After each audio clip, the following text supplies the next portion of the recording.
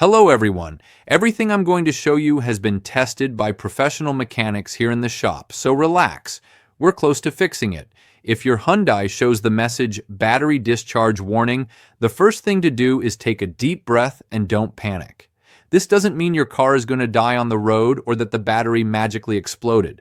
Basically, your car is saying, hey, my power is dropping faster than usual. Keep an eye on me before things get worse. It's like when your phone warns you that the battery is low.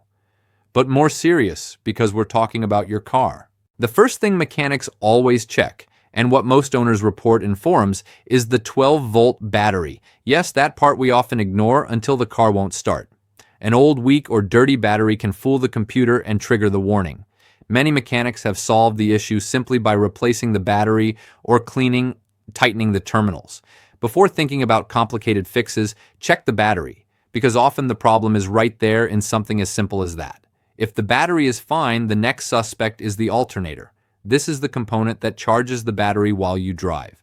If it fails or doesn't provide the correct voltage, the system gets nervous and triggers the warning. Some owners report that before coming to the shop, they noticed warning signs like flickering lights, dimming dashboard, or voltage fluctuations. Measuring the voltage with the engine running can help. It should normally be between 13.5 and 14.5 volts. But not everything is the battery's or alternator's fault. Many mechanics have found corroded or damaged wires near the alternator or in the battery harness. Sometimes a bare or loose wire can make the system think there's a serious electrical problem. Checking the connectors, cleaning them, and making sure everything is tight can make the warning disappear instantly. There are also cases where the warning light comes and goes like magic. This is usually a temporary electronic glitch, very common after disconnecting the battery, performing maintenance, or driving over rough roads. Some mechanics recommend disconnecting the battery for a few minutes or using a professional scanner to reset the system and clear these ghost errors. It's like giving your car a little reset. In rarer situations, the cause can be software or communication between vehicle modules.